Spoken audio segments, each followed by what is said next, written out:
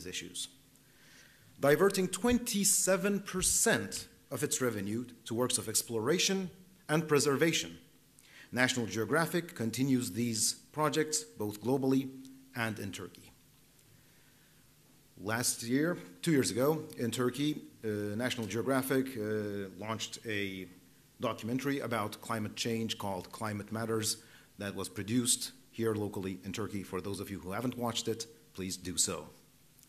Now, the purpose of the program here today, as part of our ongoing projects, is to have you, the students and academics of Sabancı University, to get to know the world of National Geographic. As Morgan Freeman says, we are all explorers.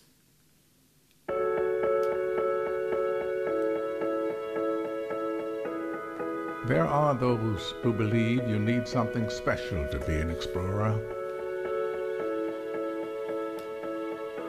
Some rare quality that the rest of us do not share. But after 129 years of exploration, we have found that all you really need to be an explorer is curiosity. And we are all curious. We are all searching for what surprises us, inspires us, and pushes us further.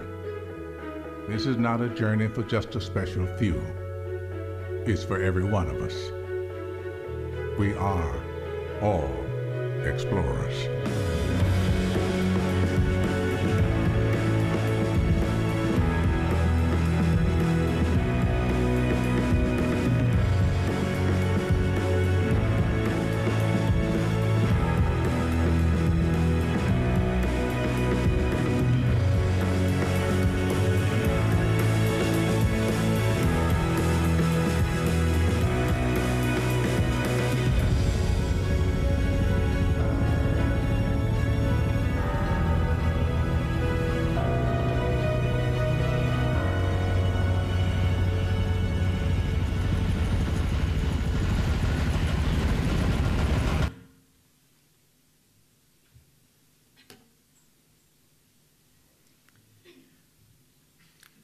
In our panel today, we have two celebrated speakers and a cat. Our first speaker is Associate Professor Barış Karapınar. Barış got his degree in political science from Boğaziçi University, then had his PhD in development studies from the London School of Economics. He has worked extensively in rural livelihoods in Turkey, sustainable agriculture, and climate change. His work has taken him to the World Trade Institute in Bern, the Swiss Agency for Development and Cooperation, the European Union, and Boğaziçi University. Besides teaching and his work on climate, he is also a lead author in Intergovernmental Panel on Climate Change, the IPCC, and is also a Mercator Fellow of Sabancı University's Istanbul Policy Center. Associate Professor Barış Karapınar. Dünyadaki bütün mahlukatın yaşamında su en önde gelendir.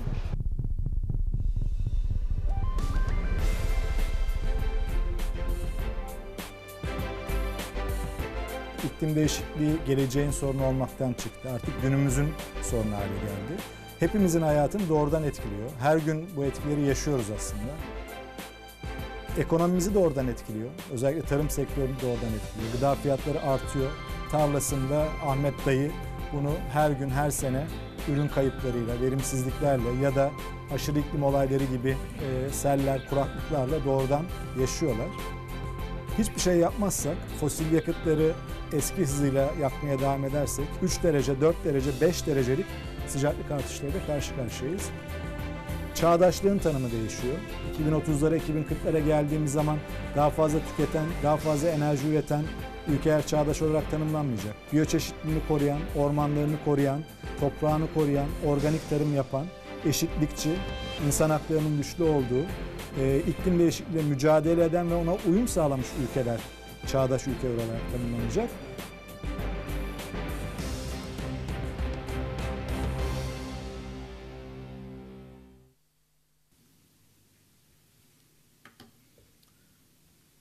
Our second speaker is National Geographic photographer, Mr. Reza Deghati.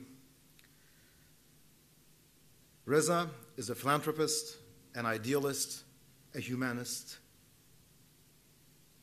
He, apart from being a photographer, began his career in architecture. He became a world-renowned photographer, a photojournalist, a storyteller, and his works have taken him to over 100 countries all around the world. His work has been featured on media outlets from the National Geographic, Time Magazine, Newsweek, Stern, El País, Paris Match, as well as numerous books, exhibitions, and documentaries around the world. One of these documentaries was awarded an Emmy Award. A documentary based on his life was also nominated for an Emmy Award.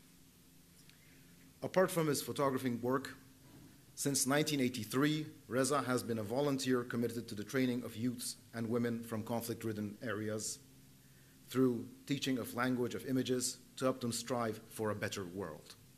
That is why we're all here, to make this world better.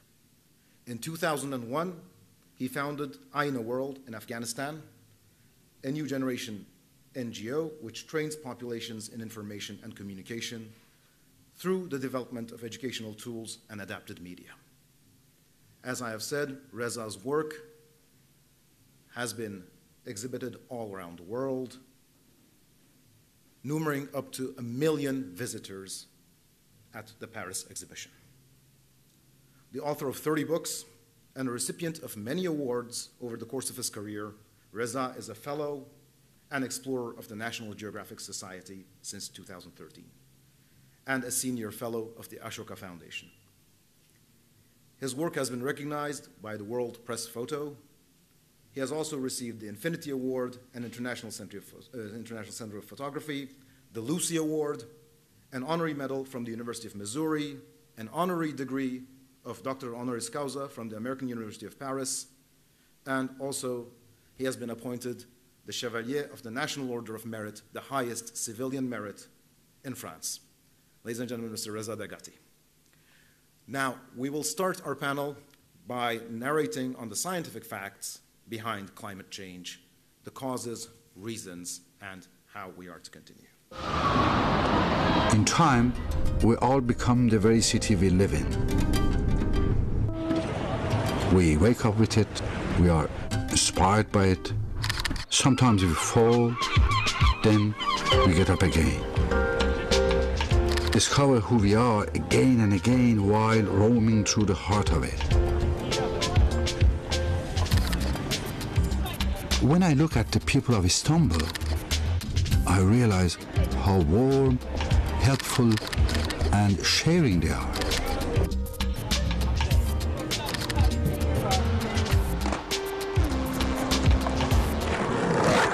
I think happiness grows when we share.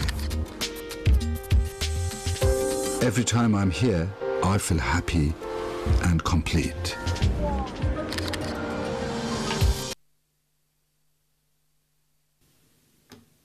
Now can I invite both our key speakers, Barış and Reza, on stage, please.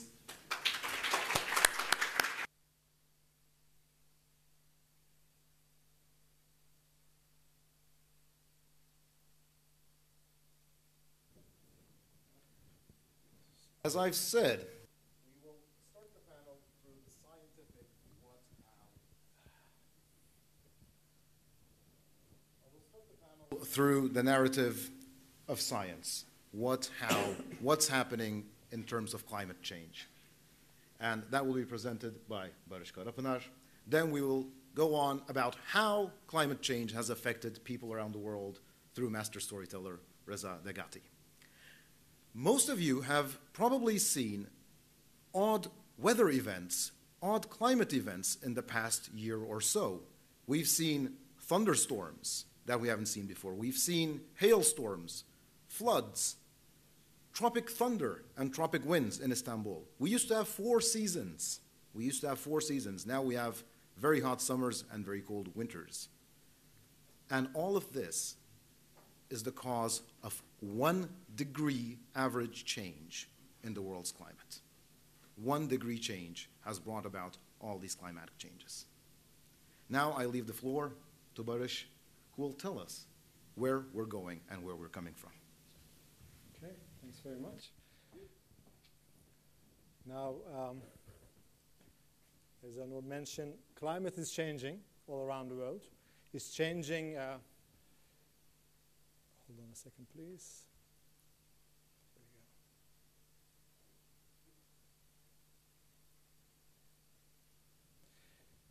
And over the last, this is a graph showing us the trends since 1880, over 130 years, over 140 years or so. As you could see, these are the blue ones that are average temperatures measured in 1800, the beginning of 19th century. And as you come forward towards recent times, you see that the climate is increasing, averages are increasing throughout the century, and the red ones are the most recent ones. That means that, actually it's very interesting that over the last 18 years or so, 15 out of 18 years on the record have been the hottest years on record. Out of 140 years, we observed the 15 years, which were the warmest years out of this 140 years, taking place over the last 17 years. In fact, 2017 was the second warmest year on record, and 2016 was the hottest year on the record.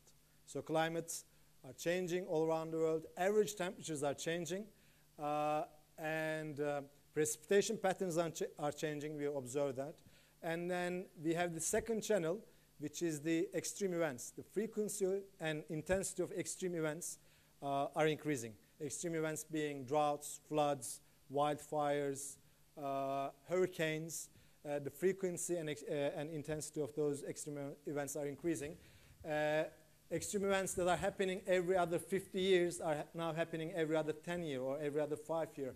Extreme events that are happening every other 5 years happening now every other year. So climate change is changing both the mean, the averages, and also the extremes in terms of the risks and associated impacts. As Onur said, this is as a result of only 1 Celsius centigrade increase as compared to 1880. So we are observing all this as a result of only 1 Celsius degree increase. But if you think about the average climate, average temperature, which is around 15 Celsius actually, that additional 1 Celsius increase is changing a lot of things in terms of the patterns of the climate, in terms of seasonality, in terms of extreme events. This is the map. This is observed. There's nothing projection. There's nothing future about it. As compared to the average of 1950 and 1980s, this is 2017, sorry. As you could see, on average, we talk about 1 Celsius degree increase, but there are certain parts of the world where that is even higher than 1 Celsius. Land areas, for example, here in Asia, as part of Middle East, Northern America, we observe increases more than 1 Celsius because land areas, in terms of the temperature rise, are affected by climate change more than oceans because oceans observe some of the additional heat.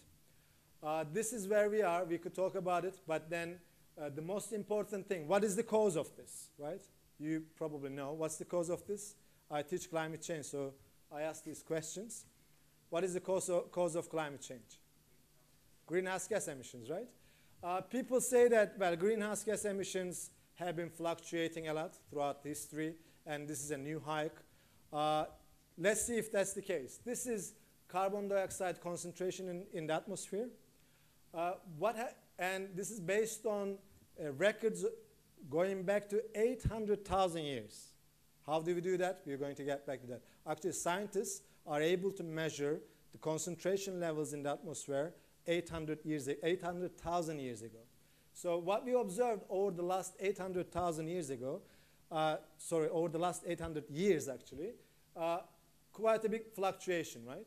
But what is happening is that those fluctuations never exceeded 300 per particle per million.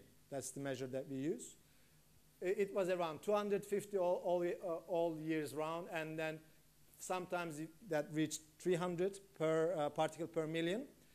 Look at what happened over the last 50 years or so. Let's say over the last 100 years. It continued around 250, and then as we reached 1900, this is the beginning of Industrial Revolution, where we start burning fossil fuels, coal, natural gas, and others. And then we pump that fossil fuels into the atmosphere, and then the concentration of carbon dioxide increased dramatically over the last 50 years. And now, as of last week, it reached level of 410. So there's nothing natural about the concentration level. This is exactly how we developed, how we industrialized through the use of fossil fuels, burning fossil fuels, and anthropogenic change that is change caused by humans is the main primary cause of climate change. So there's no debate, there's no discussion about this anymore. And we continue to pump greenhouse gases into the atmosphere as we speak today. How we measure this, how scientists measure this, natural scientists work on this, how they measure concentration levels 800,000 years ago through measurements taking samples from ice core.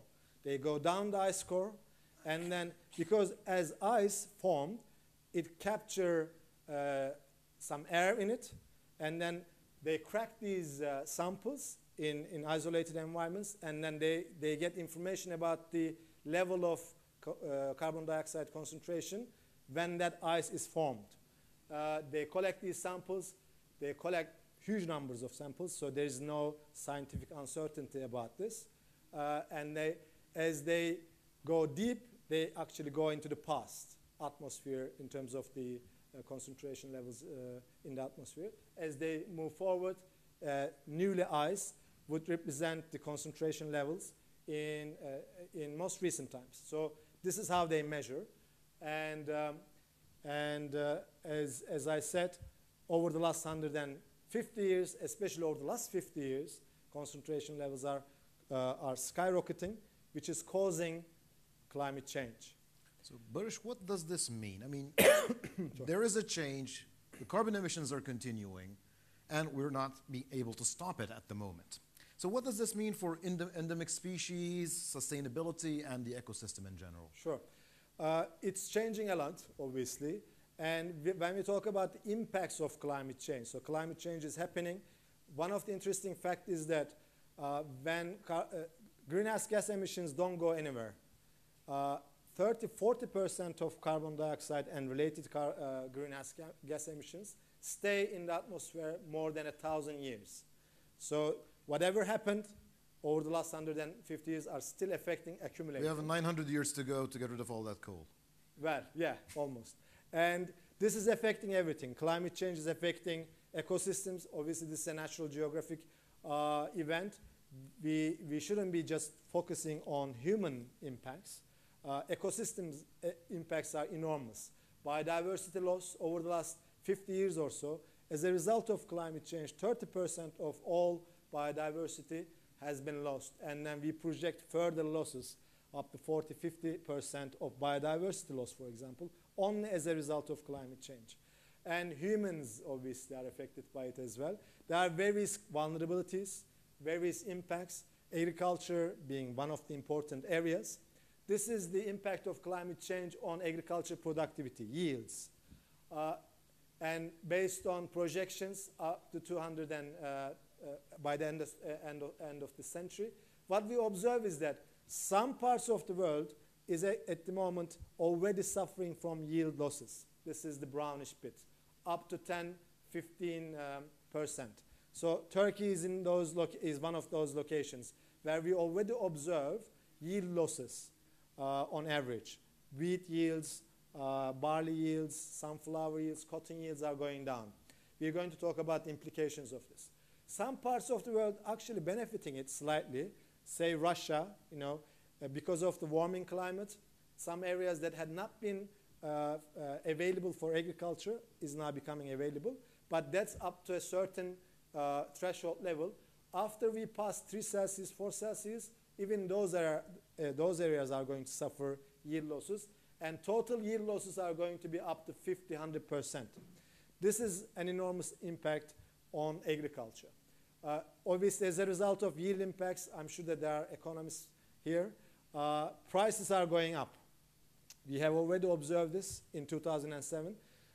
Prices of agriculture prices went up by 100%, 150%.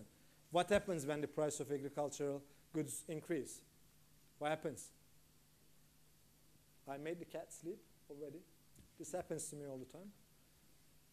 What happens? Poverty. Poverty, right. Because the poor spends most of their income on agricultural commodities, like up to 70% in Africa, for example. Households spend up to 70% of their income on agricultural goods. In Turkey, this is up to 30%. So when the agricultural prices go up, then you have increased poverty. In 2007, when the prices went up, more than 40 million people went down the poverty line around the world. But this is a source of major injustice, actually, because if you think about it, the root cause of the problem is greenhouse gas emissions. Who are responsible for it? Developed countries, rich societies, rich people, rich consumers, right? Through energy use, through transportation, through other sectors. But if you look at the impacts, who are suffering the most? The poor, the most vulnerable, women, children, those living in isolated areas, politically excluded areas. So climate change is a major source of injustice and inequality, both around the world, in between countries, and also within the countries. If you think about Turkey, for example, who are suffering? The poorest farmers in Konya, in the Mediterranean region, and so on. But who are responsible? We are responsible. Those living in Istanbul, Izmir, megacities, and so on. So the developed countries have contributed to the gas emissions around the world. Now the developing countries, which are the more poorer countries in the world, are suffering.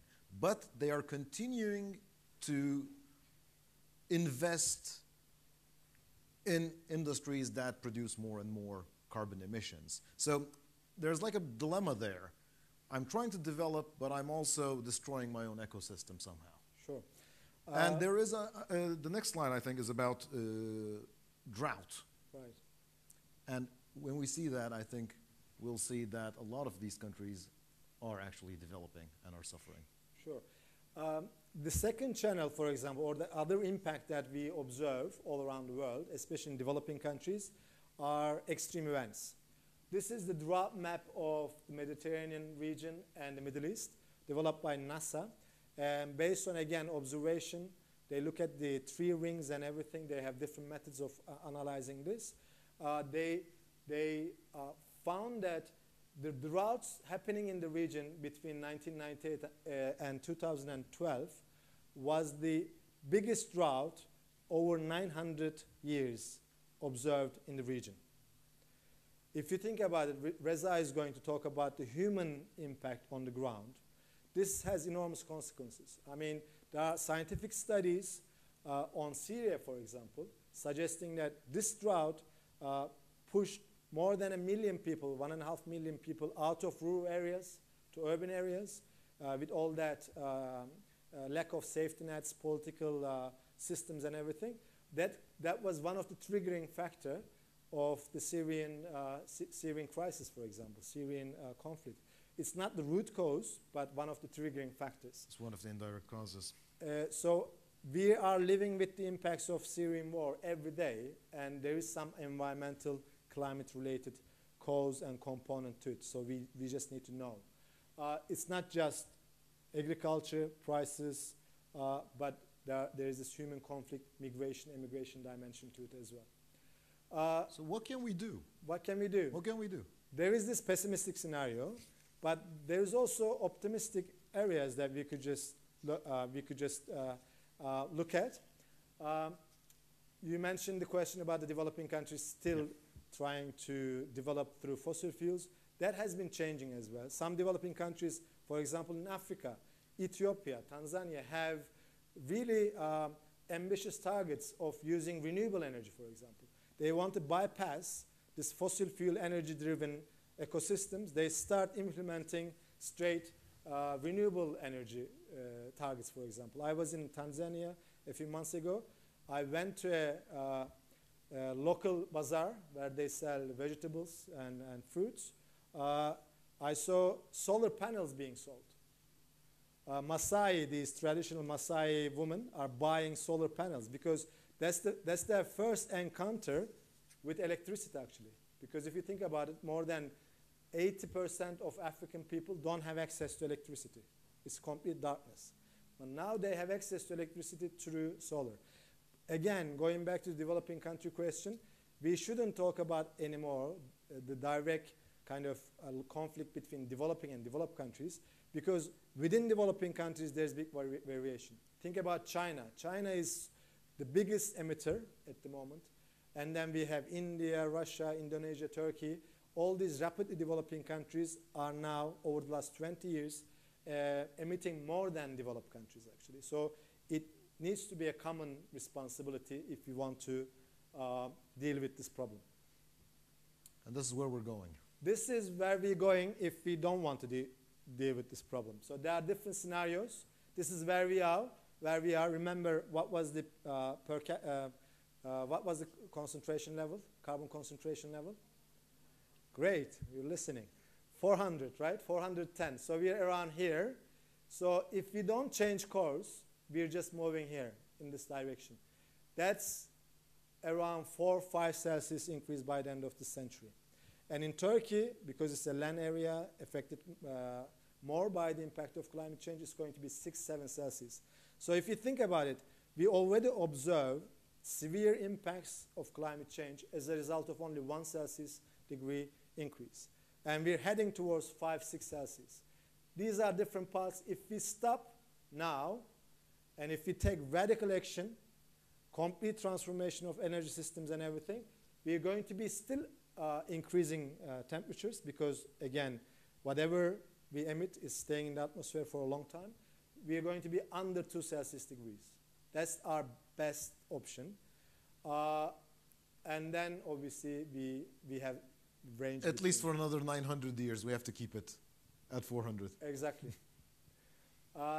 These are the sectoral, I'm coming to the end, and I'm trying to hope to complete with a positive agenda to wake the cat up. This is the sectoral composition of emissions. What are the major sectors emitting carbon dioxide and other greenhouse gases? Electricity, around 30%. Industry, 20%. Transportation, 15%. Buildings, 7%. This is agriculture and forestry related. We're also cutting down forests around the world. That's emitting a lot of greenhouse gases. So these are the sources. In every sector, we need to have radical cuts, especially in the energy sector. Basically, we just need to keep 80–90% of fossil fuels down low. So we should just completely keep them underground if we want to address this problem and if we want to keep temperature rises below 2 Celsius. If you continue to use those fossil fuels, there's no way. But studies suggest that 100% renewable is perfectly possible by 2050. Last year, 2/3 of total electricity capacity investments came in renewables. So 2/3. So there's a massive shift, actually. Renewable prices are going down, solar, wind. This is the trend. Rapid increase. We have around 2,000 gigawatt of capacity, and each year we invest around $300 billion in renewables around the world. That's creating additional capacity, and much more than fossil fuels. There's a big trend. Companies put forward their own targets for 2050. Countries like Sweden, they have 0 carbon emissions target for 2040, 2050. Germany wants to reduce emissions by 90%. We have the United States, we have Trump, obviously, which is not a good thing for climate. But then we have California. We have states within the United States having their own targets of reduction. And we have people like you who are interested in climate change and taking note. And obviously there is a lot to be done by individuals in terms of behavioral change. And we hope that we are going to be able to mitigate this problem. And jobs are created in these sectors. 10 million people are working in the renewable energy sector as of today. I'm sure that you're looking for a job, you know, if you're an engineer, if you're studying engineering or social science. This is the future, right? You don't want to work in a fossil fuel industry. Actually, I studied petroleum engineering, ironically, at METU, and then I left after 3 years, which was a very good move, I guess. And these are the future jobs in the private sector, in governments, in civil society, because that's the future. And as I said in the documentary, the definition of development has been changing. It's no longer growth, it's no longer income, it's no longer how much energy you use, how much you consume. We have the sustainable development goals, including democracy, human rights, water, security, soil and land sustainability, climate change. Those societies, individuals who are embracing these goals have a broader agenda of development, are going to be developed societies in 2030, 2050, and those who are not going to be considered developed. So I'm very hopeful that the new generation, our youngsters, are going to embrace that vision, and then Turkey is going to be one of those newly developed countries. Thank you very much. Sorry. No, thank you, Barış. Thank you. Now we're saying go green, and it's also a part of National Geographic and its mission. That's why we're here, to share our information and our knowledge for climate change, hoping to make it better. Now, leaving the floor to Reza Deghati, can I also ask the lights to be turned off, please? And Reza is going to take us on a journey. He's going to take us on a journey through the places that he's been and tell us how climate change has impacted the people that he's seen over the course of his travels. Thank you, Barış, for such a scientific and also very nicely explain the whole things happening to us and bring us to think about it, who we are and how we can make the change actually. I have brought mainly just some of the photographs, talking about photography and how the photography could be, especially in our century, could be a vector of the change. And this is what really I do, the photography for humanity. And this is exactly when it started, when I was 13 years old in Tabriz in Iran, and I wanted to change the world, and I still want to change the world. I'm trying to find a different way, and the photography for me is one of the major way of the connecting people and explaining to things. Obviously, it's just an element, but from this moment which I learned photography till now, I have been trying to bring the photography as a main vector of the information. This is one of my photographs I did in a story for National Geographic on Turkey. This was in Dogu Bayazid. Then I keep traveling. In this past 40 years of traveling in more than 100 countries, obviously on the field you have to go through different type of the works. This was in one Afghanistan during the war with the Taliban and Al-Qaeda, doing the National Geographic documentary film which was called Into the Forbidden Zone. So traveling and seeing the poverty also that caused by different vectors, I also came to encounter with the people that were suffering from the war and conflict. And then I realized that the people which suffering from the war and conflict, they are mainly the children and women. These are the two main of the population that they suffer from wars. And I was more concentrating on the wars then I come little by little to see the result of the wars also, which is refugees. These are some Afghan refugees which I photographed during the time which I was traveling myself on the food, actually. This was the time that I have gone in a couple of years, almost 3,000 miles, 5,000 kilometers on the mountains, traveling and meeting those people that in the beginnings you realize that these are all refugees from the war zone and from the conflict zone.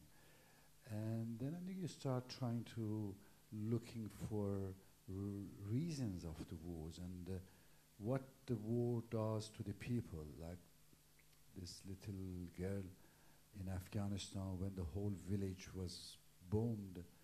And for me, this was the most important story than the whole village what was bombed and burning, because in one phase you could see the whole story of what the war's doing to this one person, which means to all humanity.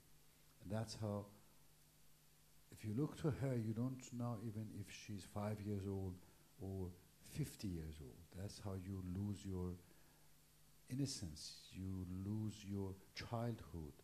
But then I realized that the war is not only inflicting the people, but also inflicting the environment, inflicting the animals. These are some of the best horses in the world, actually, Arab pure blood horses in Beirut after the bombardment by Israeli's airplane in the siege of Beirut, or recently in Iraq, in the front line. I was a lot in the front line fighting the ISIS.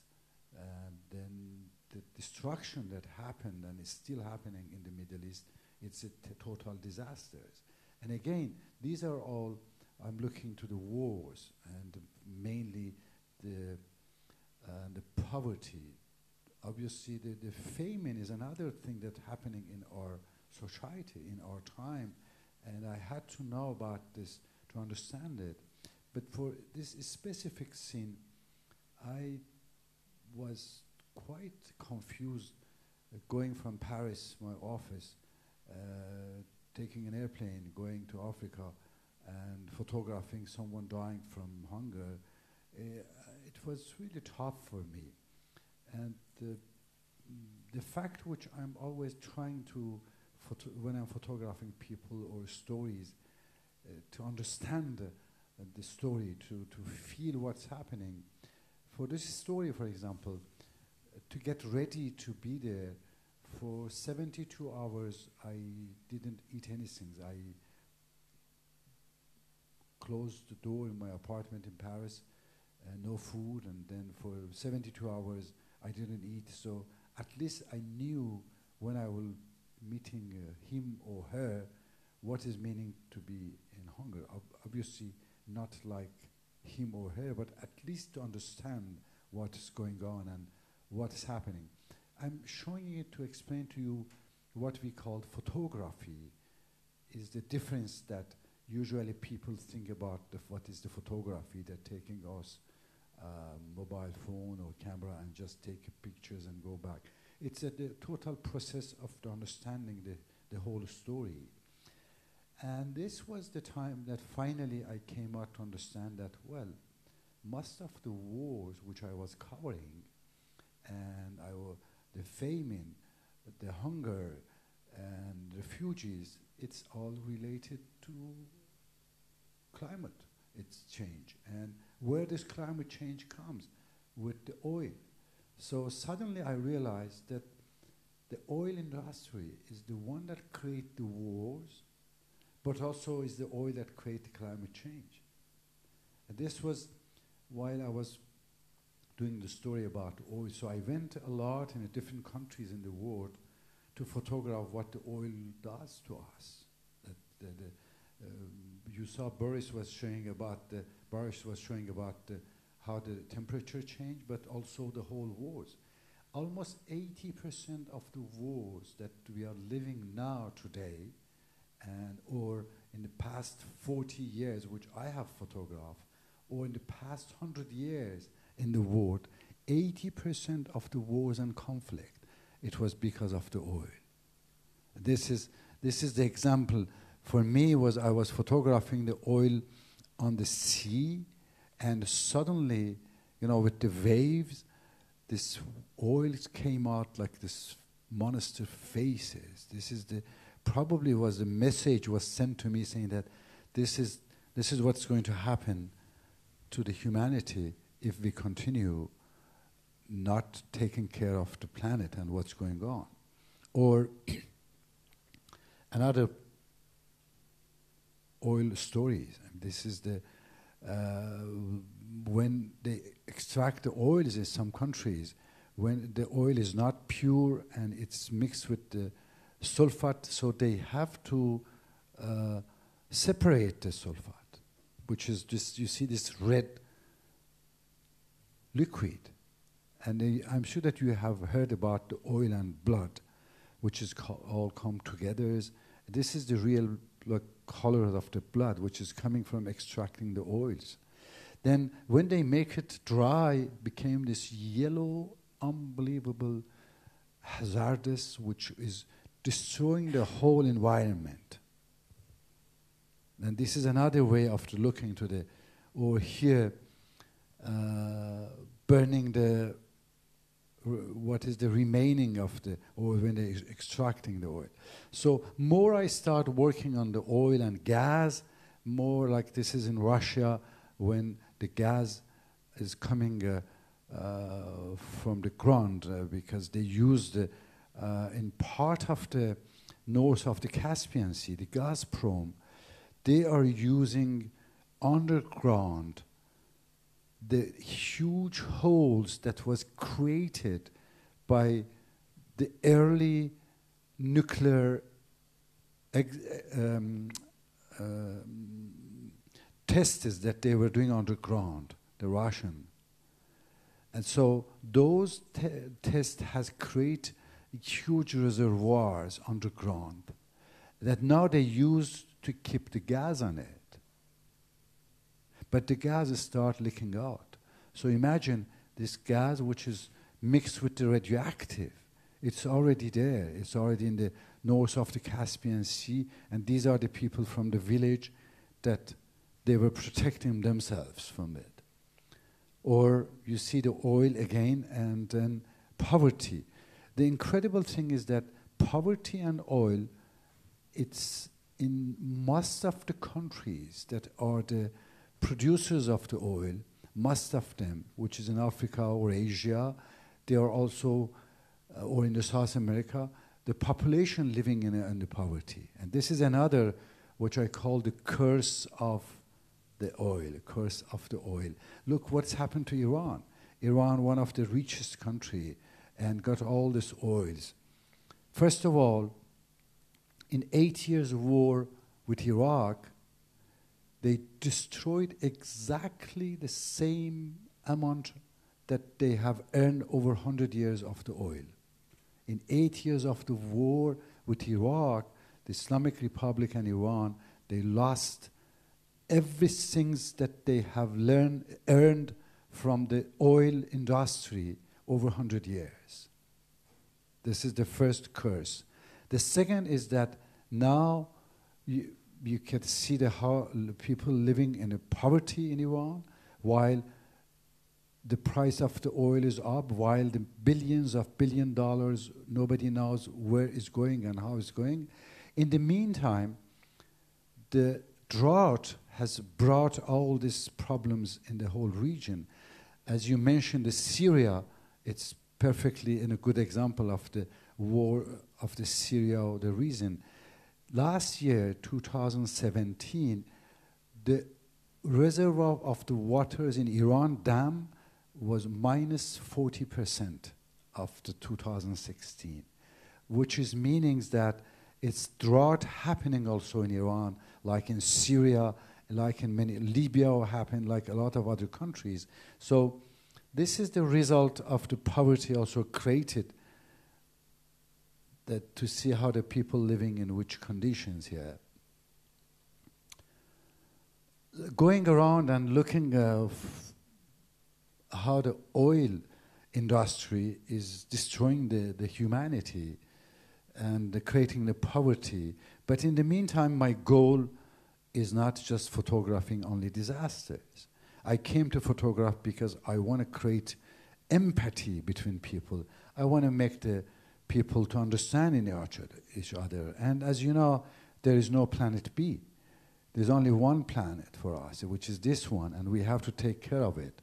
So for me, creating the empathy, showing the cultures, and creating this connection is the main part of my works as a photographer, which I'm doing, because if you are not attracted by the beauty, if you don't love some things, you will not defend it. So in the meantime, which I was photographing the destructions of our planet, but also I was looking also for the beauty of the humanity, beauty of the faces, beauty of the each creature, each person, that you can find it all over the world. The Altai mountain. So you have to love this, then you will protect it. If you don't love it, you will not protect it. If you don't love planet, so you will not go for protecting it. And that's how my photography has brought, and all the works which I am doing, has brought me to do the both sides, to make the people love the humanity, love the beauty, love the culture. So, and that's how I was trying to spread my works. These are my works on National Geographic covers. And if you see, actually, there is no a single wildlife. There is no nature. I mean, not landscape, no gorilla, no snakes in it. This is the all works which I do. My works is concentrated on the human issues and human works, not only National Geographic, but if you could see, it's also in many other publication and newspapers or magazine. Like a couple of thousands of those publication and the covers that shows the wars and conflict, or doing the books also. Books is another way for me to spread the whole issue which I'm going through, which I'm seeing it, because every single picture which I take, I'm responsible to show it to the world, and I have to find a different way.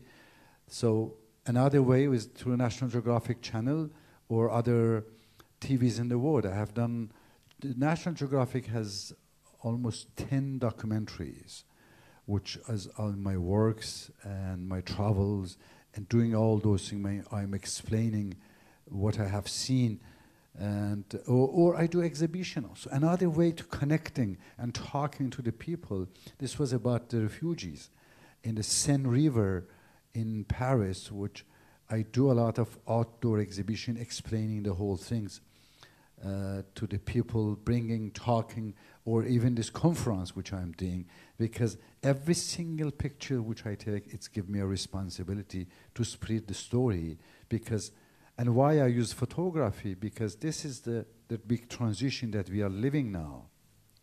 You see, we are coming from 5,000 years ago that the image hieroglyph has become the common language. They didn't have iPhone to say, or the phone to text those messages to us, but we find a way, and we created our own new languages. So that's why the importance of the photography and image is for us. Okay, so that's what you became. This is not climate warming, it's climate cold.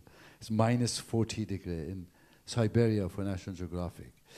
And then also fun that I want to show, this is the way which I work also. As I said, this way of the photography, it is not just click, clack, merci, Kodak. It's not just taking your cameras out and taking pictures and going back. It's a way of the living the story. It's a way of understanding the stories.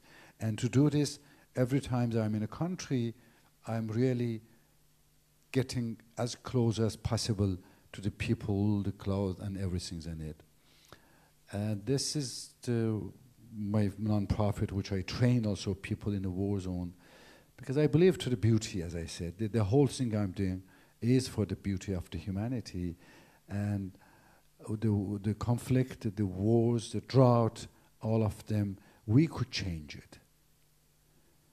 Maybe the photography will not change the world, now I understand, but photography is changing the people's mind. And these are those people that their mind has changed and understand what's happening, they will change the world. So yes, art is a solution for many of the problems we had if we add some little two words to find a solution. This is the main solution, and I really believe that everybody of us which had a heart, and you all have, we are able to become the Gandhis and Mandelas and Luther Kings of our times and change the world. Thank you.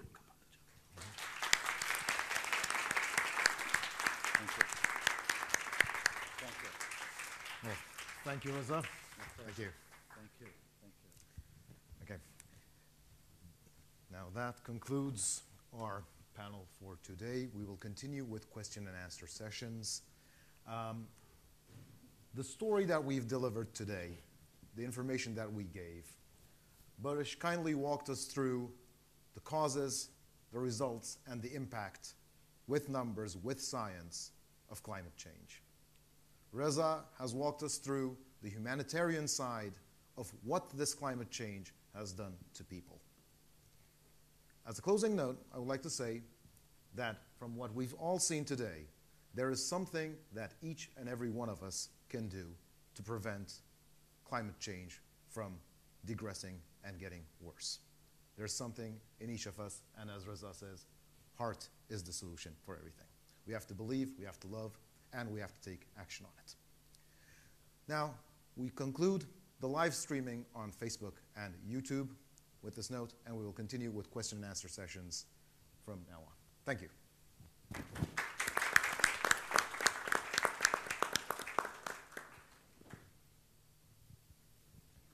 Okay, any questions from the floor? Yeah. Where's the microphone? Sorry. Do you need the mic? Microphone? There was a second mic. There was a second mic.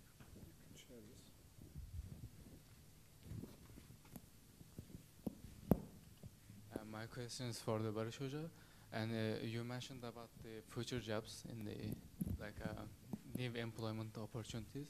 So can you elaborate on that? Sure. What department are you? What department are you? Finance, Sorry? engineering and natural sciences. Engineering, okay. Now there are like plenty of jobs emerging. Obviously in energy